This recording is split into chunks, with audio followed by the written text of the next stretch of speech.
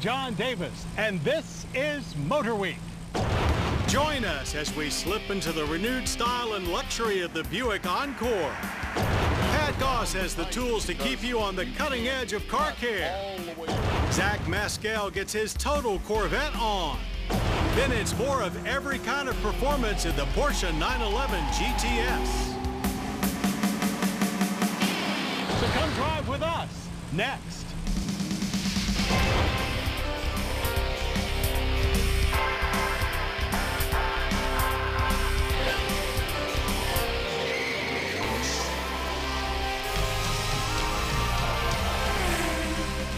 Motor Week, television's original automotive magazine. The Buick Encore was an early entrant into what has become a crowded and highly competitive subcompact luxury crossover segment. So in order to maintain its early lead, it gets a few updates, ones that should keep it Buick's #1 selling vehicle, as well as keep competitors on their toes.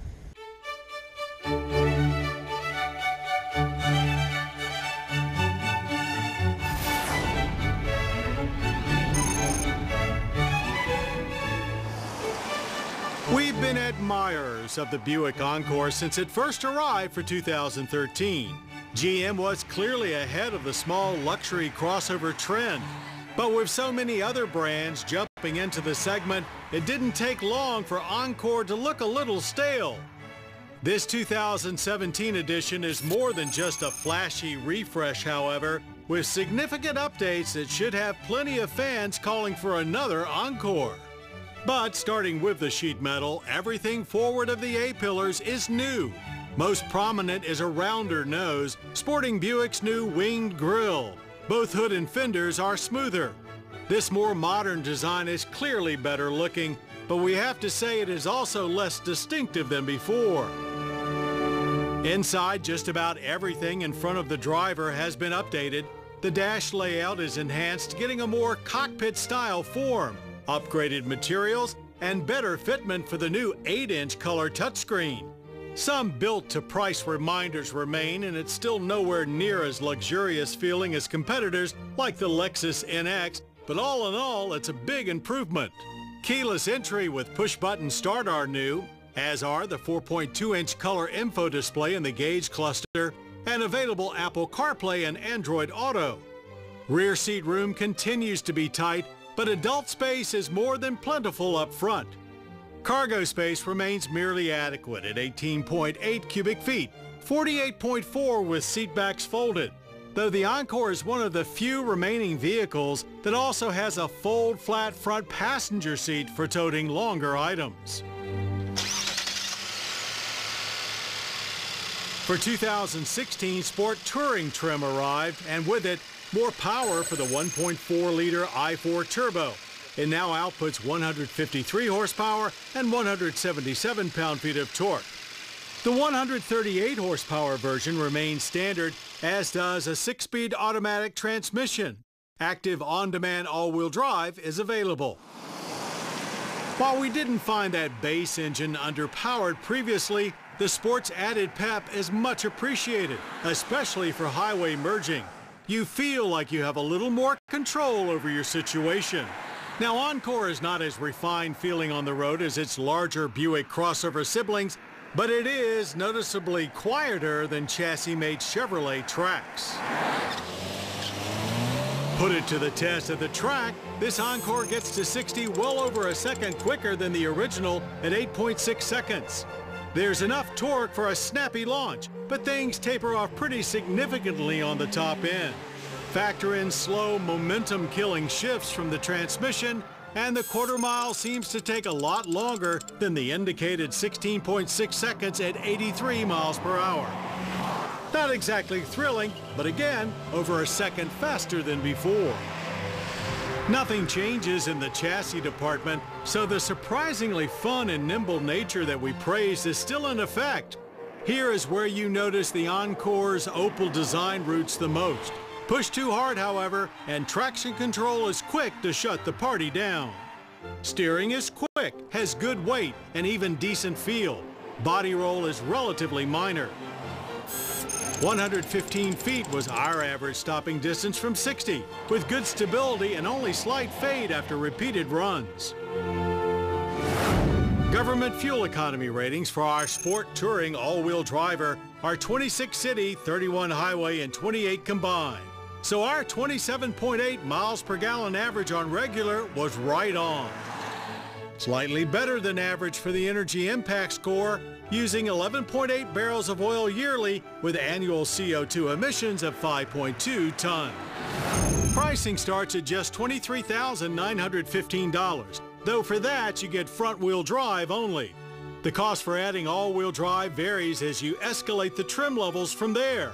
If you want heated seats, you'll have to step up to Essence trim, putting you close to $30,000. Without a doubt, the Buick Encore has been a big success, so making it more appealing to more people seems like a no-brainer. That's what GM has done, and it's sure to keep the band playing on. Our success story this week takes us to Asheville, North Carolina, where they're driving on sunshine. Brightfield Transportation Solutions has deployed over 100 EV charging stations in North Carolina and beyond. Some are standalones, while others, like this one at Earth Fair, a regional grocer, integrate solar power. The 8 solar panels can provide up to 15,000 miles of zero-emission solar-powered driving every year. If you drive an EV and you're powered off of the average grid mix in America, you're going to see a 60% reduction in your greenhouse gas emissions. If you go to driving on sunshine, it's a 100% reduction. Retailers, universities, and cities purchase Brightfields to attract EVs, showcasing their clean energy commitment and building goodwill. With help from the Land of Sky Clean Vehicles Coalition, more stakeholders are investing in EV charging stations to keep the Tar Heel State's highlands bright.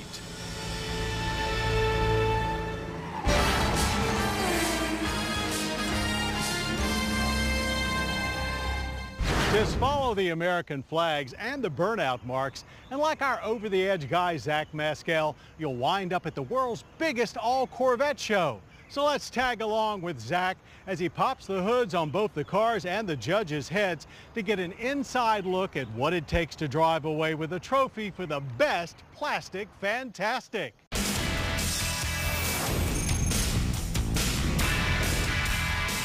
From this 1953 Corvette cutaway to the minty fresh revived Stingrays of today, the 35th anniversary of this 4-day show includes burnout competitions, part installs, and special guests like Reeves Callaway.